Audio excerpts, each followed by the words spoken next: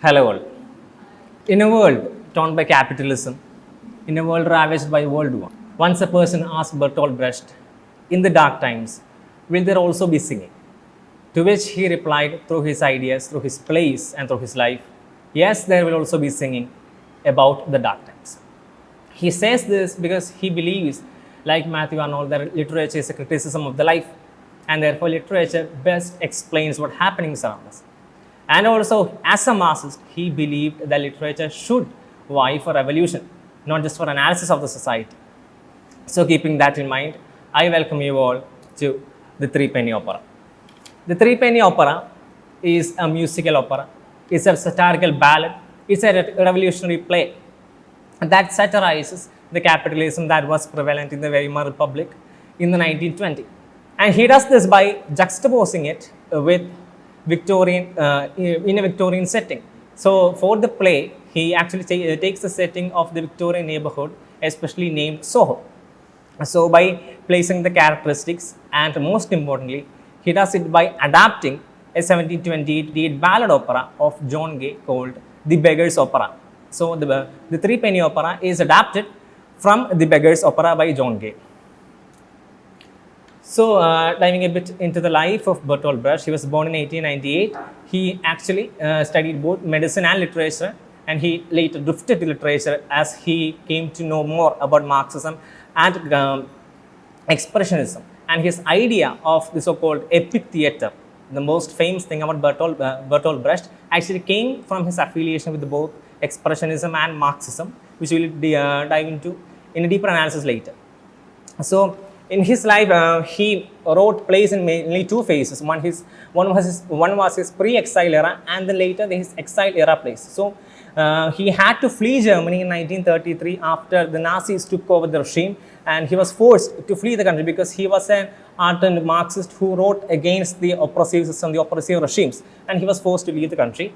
Later, he had to live in exile in a various number of countries, after which he returned peacefully to his German homeland. He established a theatre company of his own called the Berliner Ensemble. Then he died in 1956 in Berlin. Looking into his literary career, we can just take a look at a few of his plays. The first play was Ball.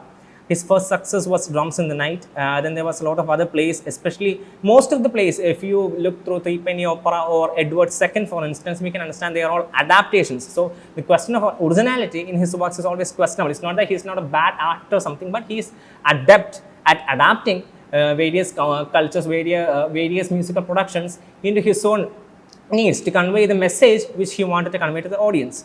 Then there are the exile year plays, which contain most of his famous plays, especially Mother Courage and Her Children, then The Irresistible Rise of Arturo Ui, and The Caucasian Circle, and many other plays. So a bit about the play, The Three Penny Opera. It is a musical drama written by Bertolt Brecht, and the music is composed by Kurt Weill.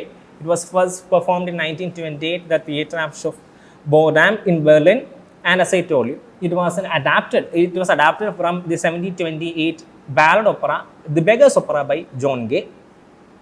And in this modern adaptation of The Beggar's Opera, he satirizes the corruption and hypocrisy of the bourgeois society in Weimar Republic. So it's basically a battle against the capitalism and its effect, how it alters the minds of people here, how it creates a corrupt society, a pseudo society which breeds on capitalism and which makes a very bad case out of it.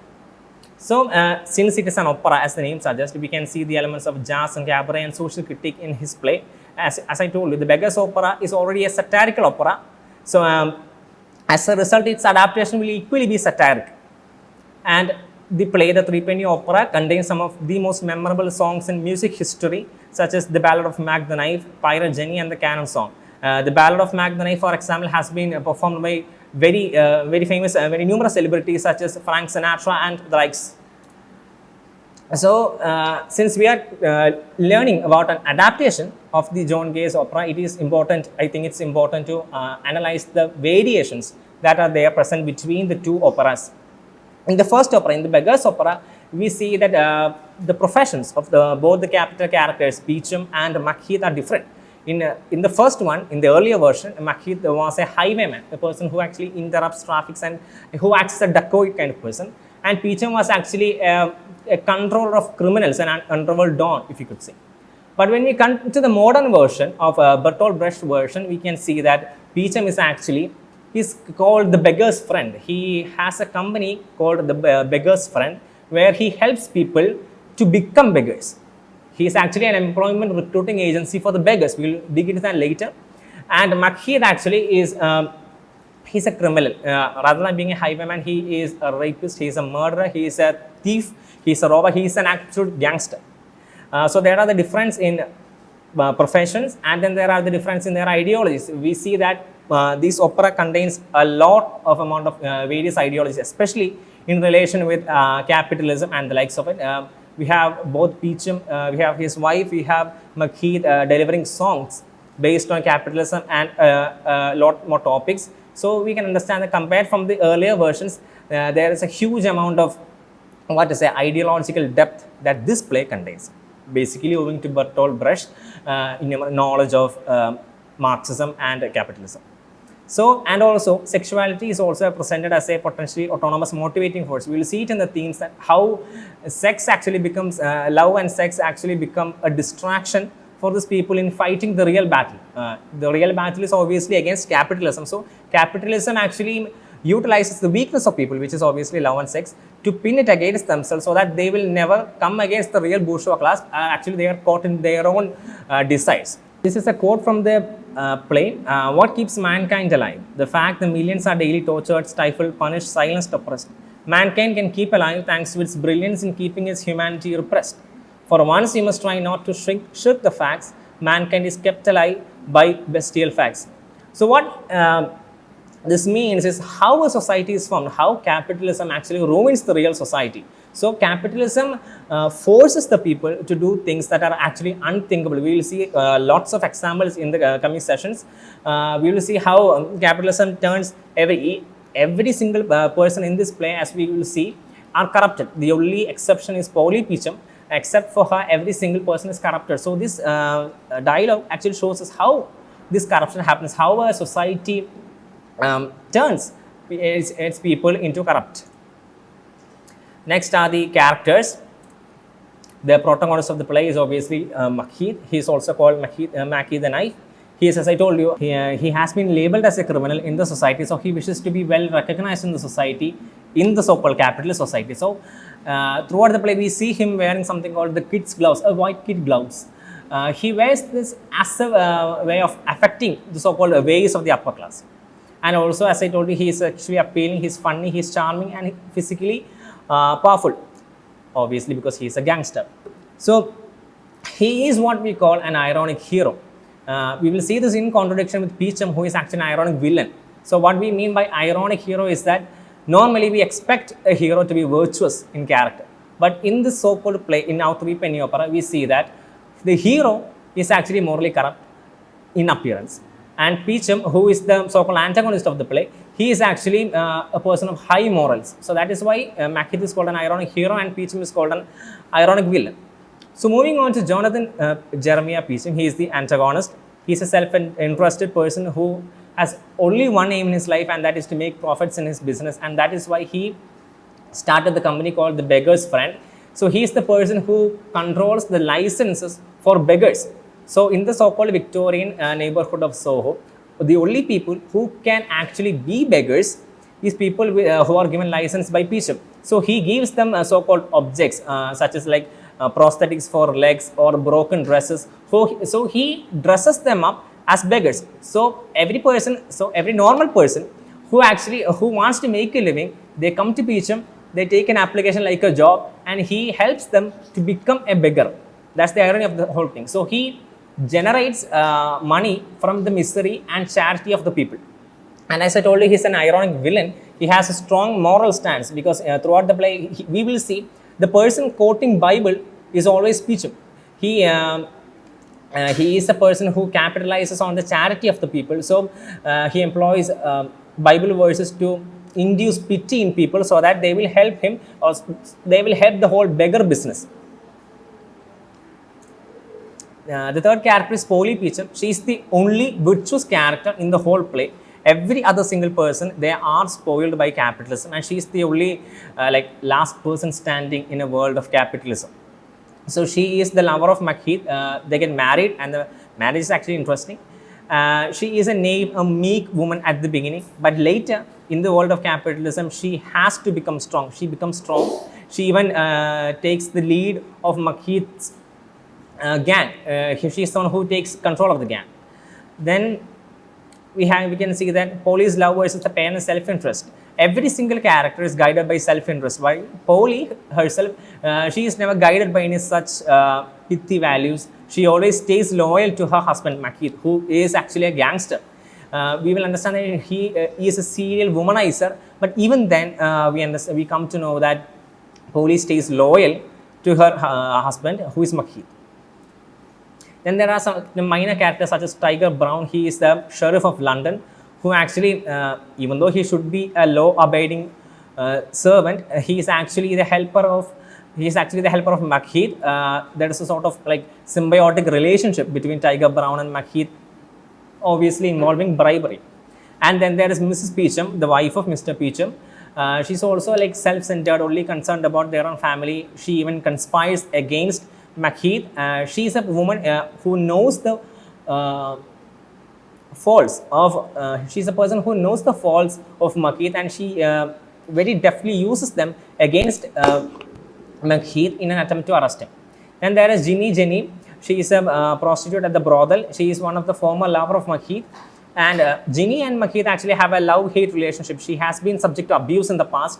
So, but even then she stays close to Makheed, and it is this relationship which actually ends Makheed in a trap later on in the play.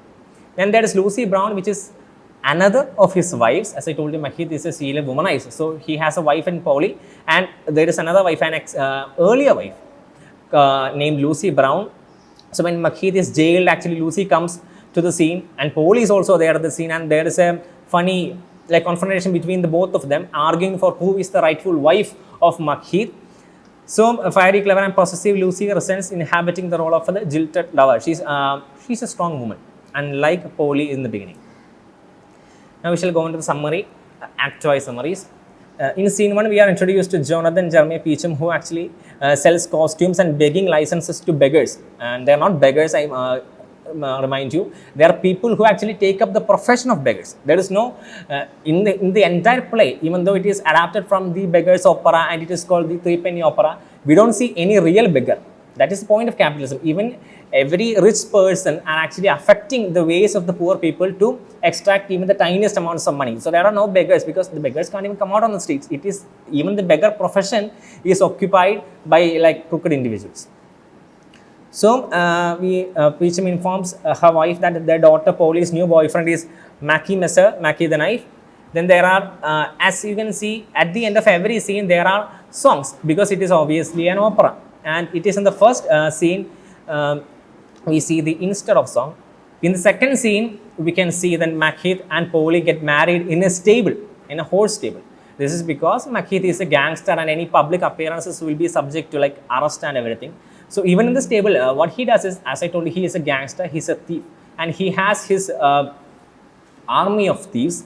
So they like steal each and every decorative items from each families, and so the stable at the end is actually like storehouse for stolen objects, and it is at that stage they erect a stage which is stolen from a decorative event. They steal plates for crockery for the dinner, and not the dinner, for the feast. So everything is stolen. So that is a scene which actually shows how much like gangsterous than Makheed actually is. Then in the second scene, we see Tiger Brown arriving into the stable. So we can understand the relation between Tiger Brown and Makheed. They are actually war comrades. They used to fight in a war. So that's the relation. That's the like bond between Makheed and Tiger Brown. So the Tiger Brown tells that Scotland Yard does not have any evidence against him, even though they are trying their best to catch Makheed. So Makheed is already a wanted person. In scene 3, we can see Polly faces her parents, who disapprove of her marriage to Makheed. Peachum says he will denounce Mac to the police and claim a reward. From this is the place where things start to get really tense, because now Peachum is more concerned about Makheed, because he has married his daughter, and that scandalous relationship will obviously affect his business. So Peachum is not concerned about Macheath because he's a gangster or because he's a bad person. He's only concerned about Macheath because their relationship, like the Macheath's relationship with Polly, will ruin his business. That is only the money-minded nature of Peachum. So the Mrs. Peachum says she will go to Turnbridge and persuade the prostitutes there to inform the police if Mac resists them. So this happens after the marriage of Polly to Macheath. So he is already married man, and even then Mrs. Peachum is sure, Mrs. Peachum is sure that Macheath will go to the prostitute because he is a womanizer, and that actually you can say actually love and sex, the so-called lust, is a tragic flaw of Macheath in this play. So in the third scene, we see a small piece of music called On the Uncertainty of Human Conditions. In the second act, we see Polly warning Macheath that Scotland Yard is about to arrest him, and he is going to leave town. And he leaves Polly in charge of his gang. But what happens is that we see, as Mrs. Peachum already said, that he will go to Jenny, the prostitute, for solace, you can call it. So, and he is sure that Mrs. Peachum is sure that Macheath will come to Jenny and they can catch him. In scene 5, as the predictions of Mrs. Peachum, Mac visits the prostitute in Turnbridge. You have to understand that his marriage was already over, and even then he goes to woman at a time when he should actually be leaving the place. So Jenny betrays him to police, and Mac is obviously arrested by the police. In scene 6, we can see the Mac enters prison, and then there is a conflict between Tiger Brown and him, and there is a so-called like blaming and gaslighting between each other. And this is where Lucy and Polly comes face to face, and they argue for the rightful label of who is the real wife. And at times Lucy even tells that she is pregnant. So this actually really throws Polly off because she trusted Macheath. So there is this obviously the question of trust in this, but we can later see that Lucy is not actually pregnant anyway. So this is the song. In that scene we see a song called What Keeps a Man Alive, and this song contains the famous line, first comes feeding, then morality. So that is like the crux of the play, because in a world ravaged by capitalism, every person, including Peachum and all those people, they try to preach morality as if that's the best thing. But we see in the play that underneath the so-called veil of morality or saintlyhood which they propagate, everything is just a farce. So in the world, the only thing that matters is survival. Only thing that matters is, like, when we say survival, it is actually means food. So morality doesn't stand a chance in this world. So people affect morality. People say they are moral people. They advocate various activities of morality, but in the end, it is always about survival, and it is for their survival that they put on the so-called show. In the third act, we see Peachum preparing an army of beggars to disrupt the coronation, because Macheath escapes out of prison. So Peachum wants to disrupt the coronation so as to blackmail Tiger Brown, because Tiger Brown is obviously the sheriff, and he blackmails him so that Tiger Brown will arrest Macheath, because Tiger Brown and Macheath has a sort of comrade relationship because they were comrades in war, and so Peachum is actually threatening or blackmailing Tiger Brown so as to arrest him. So we say that Mac has escaped, but even then, so he already has escaped once. Then he went to Ginny, he was captured, then he came out here, and then later after that he goes to a person called Saki Todi, another woman. So he's like a serial womanizer who just never learns from his mistakes, and who is always driven by lust. So he falls into the pit again, and then Tiger Brown and his men arrive and threaten to arrest the beggars, and also they are going to arrest Mac. In scene 8, Polly visits Lucy in the Old Bailey and butters her up. There is like a reconciliatory meeting between Polly and Lucy. She asks Lucy where Mac is. Lucy doesn't know and admits that she is not pregnant. So Polly is relieved. She looks out of the window and sees that Mac has been recaptured because Tiger Brown was under pressure by Peachum. So Mrs. Peachum arrives with a widow's dress for Polly, because Polly is like divorced now, because obviously Macheath is going to be hanged. In scene 9, Macheath is in his cell, who is like captured twice for the second time, and he is about to be hanged. Then he asked his friends, some of his friends named Matthias and Jacob, to bring all their money so that he can bribe the guard, Smith, to let him escape. So he's planning another attempt to escape. But unfortunately, Matthias and Jacob, they returned too late. And since Macheath was such a famous person, everybody in the town, in Soho, was actually gathered around to witness the execution. And he at the end sings a farewell ballad. But at the end, like any epic, we have the arrival of a Deus Ex Machina to save the day. It's actually a royal messenger who announces that Mac is acquitted and made a member of the nobility. So the irony is that Macheath is established. He's a certified criminal. He's a certified gangster.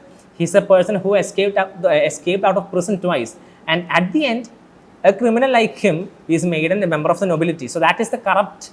That is a level of corruption that the society has become, and that is what Brecht actually plans to tell the audience. So that's how Act 3 ends, and that's how the play ends. And now we shall go to the themes, which are obviously related. Most of the themes are related to capitalism and lust, which is the greed, selfishness, corruption, and arbitrariness of values. All of these, which are actually incited, which are actually induced by capitalism. So a society which is built on such rubbish values will force its people to become equally rubbish.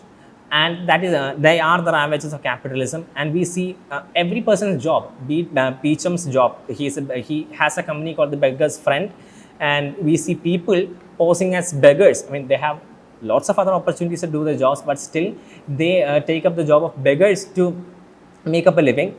And Peacham, as I told you, he is an ironic villain. He is a person who appears moral. He quotes the Bible to exploit people. There are certain excerpts from the Bible which say we have to be charitable to people, and he uses that in order to convince people to help him. So for Peacham, religion and law are just tools for exploitation. He is a person who uses charity and misery as a commodity. And there is a mutual contempt between the rich and the poor. Every person in this play, be it Peacham, be it Macheath, they know that the upper class people will not like them. They are all received in contempt by the upper class people, and they don't care. Nobody cares what others feel in this world. So the only thing that matters is, as I told you, first comes feeding, then comes morality. Then we can see the lives of Macheath, which is equally corrupted as well. Even the police, the Tiger Brown and his people, they are equally corrupted. At the end of the play, we see Macheath trying to bribe Smith. So every police is actually corruptible. For them too, they too have been corrupted by the ravages of capitalism. And also we see that when money comes first hand, when so-called survival comes first hand, people resort to betrayal. As I told you, Jenny betrays Macheath, and Macheath at the time betrays his friends. He actually asked them to bring their money to bribe the police. He never actually resolves to use his own assets. He uses their assets to bribe the police. So there are certain acts of betrayal. But one thing to notice is that Bertolt Brecht never passes any judgment on them. He never in the play say they are bad, or these persons are bad, or these persons are good.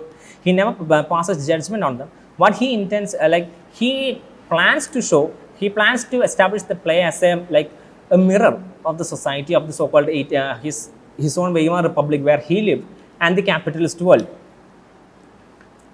Then we see especially so-called capitalist mentality such the rich literally profiting of the poor, and Brecht believes that until there is a better economic system that takes its place, all human life is doomed to be in a veil of tribulation marked by sorrow, corruption and coldness, not just in society but in the very soul. And there are so many songs which actually preach the so-called point how capitalism ruins people. Then there is a conflict between self-interest and love, which is also induced by capitalism. When the so-called self-interest comes into play, people they tend to break bonds. So even I told you, Tiger Brown and Macheath were all army friends, but when Peacham tries to threaten him, he has no way other than to arrest him. So in such a world, we can see that Polly is only the odd one out. She is always loyal. Never in the play does she even flinch once. She never turns her back on Makhit. She always stays close to them, even when she realizes that he had multiple wives. Even when she thought that Lucy was pregnant, at all those times, Polly was like the odd one out. She was always loyal. And then the so-called like parasitic effect of love and sex we saw in the life of Makhit. Even when he got a clear chance to escape out of this every single thing, he always comes back to women. First it was Ginny, then it was Yuki Tondi. Then there were several other women. Even the marriages, Polly was actually the last member of the so-called his team of wives, we can say, or a team of consorts. So what Brecht introduces is the so-called bedroom farce, where it's a comedy, kind of light comedy, which focuses on multiple iterations of romantic and sexual pairings throughout a bumbling cast of characters. So what he means is that how love and sex are actually distractions.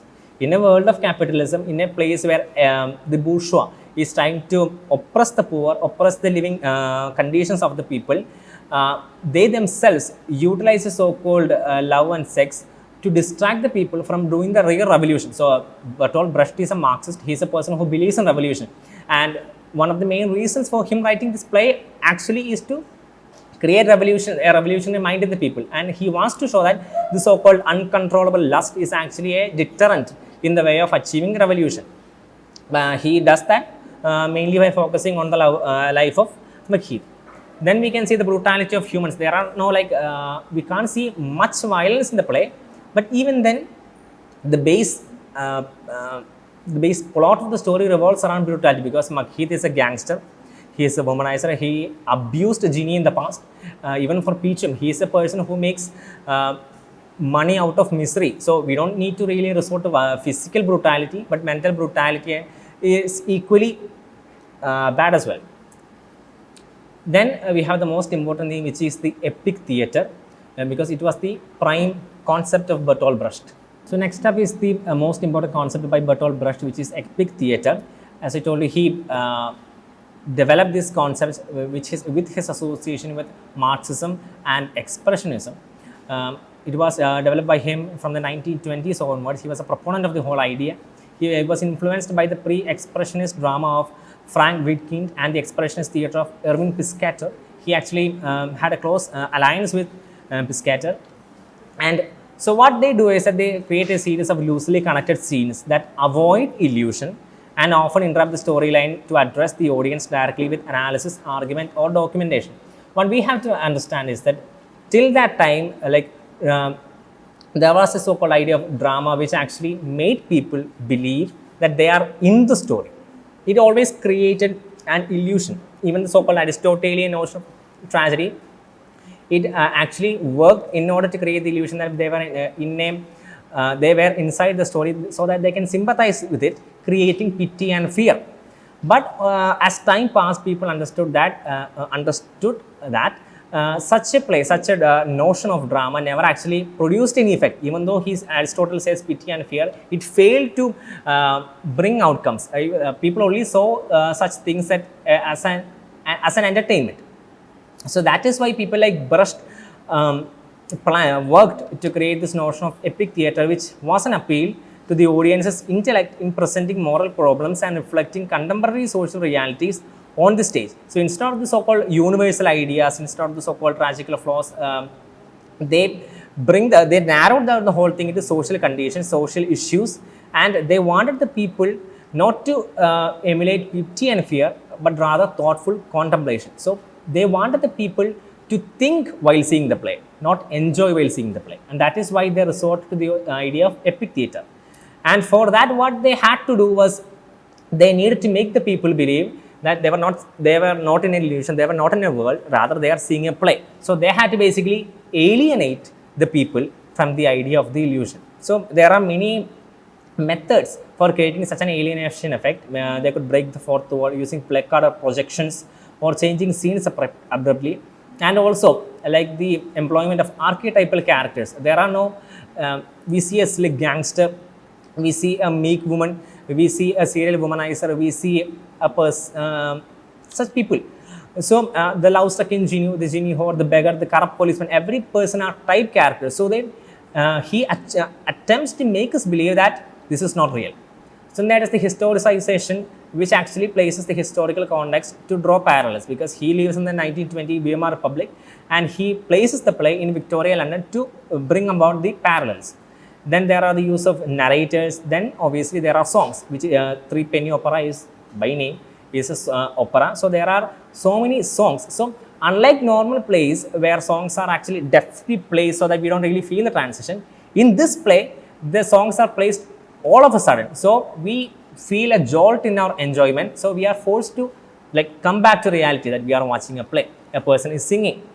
A person who will be doing an action suddenly just stands up and walks to the center of the stage and he starts to sing. And during that singing, there will be changes in lighting. There will be placards which actually show the name of the song. So they, by using such techniques, by using placard signs, incorporating everything into songs, so he makes everything a sort of like theatrical device rather than making us immersed in the story. And there are always the asides, which are used to be used in earlier versions.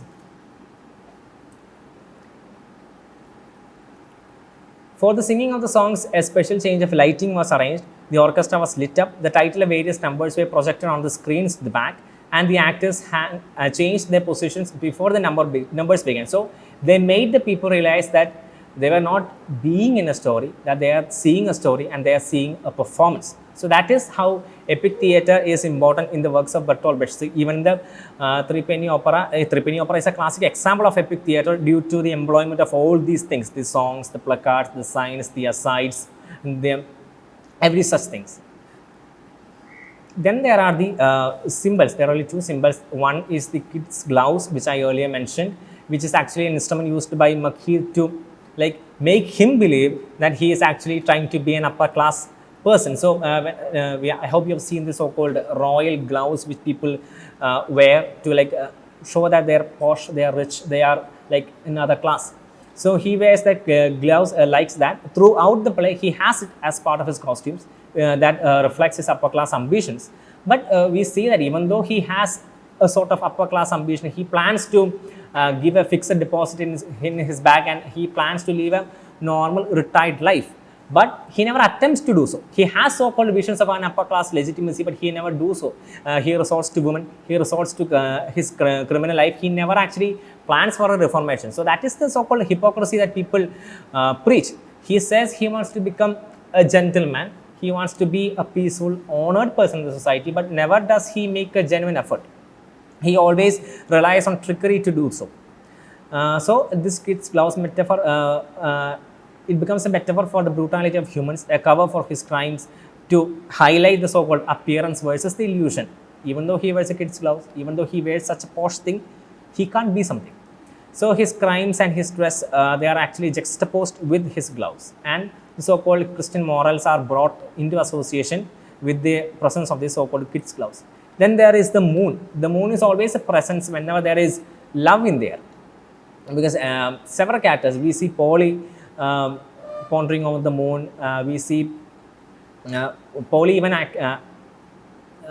affirms later in the play that moon played an important role in their love relationship, because Makhir actually tried to impress Polly under the moonlight. So moon actually was a presence of love, which was a presence of, it was also a presence of the so-called temporary nature, because as the moon actually, we know, is not permanent, it changes shapes as it times move. So so-called it stand as the symbol not of actually eternal love, it actually stand as the symbol of love, sex and lust. So because just like a moon changes its shapes, the love, the sex and lust also transforms or changes according to time, and it's never permanent, it's transient. So these are all the things that are meant necessary in relation to Three Penny Opera. Obviously the effects of capitalism, then the so-called epic theatre, how both Peachum and Makhit are actually ironic. Makhit is an ironic hero, Peachum is an ironic villain, and also the ravages of capitalism, as I told you. Then the the Brechtian theatre, how it is prevalent in the three-penny opera, how three-penny opera becomes like a centerpiece of play, a centerpiece for his own notion of epic theatre and epic theatre. How does the alienation effects work? And the characters, their feeble nature, not their feeble nature, but they are so-called, they, as I told you, they are type characters, and how they are corrupt, how they are corrupted. He never say people are innately corrupt. He draws all. Bertolt Brecht makes this play to tell us that it is the capitalism that makes people corrupt. Not that people are innately corrupt, but people are made corrupt by the ravages of capitalism. So that is all about the three penny opera. Thank you.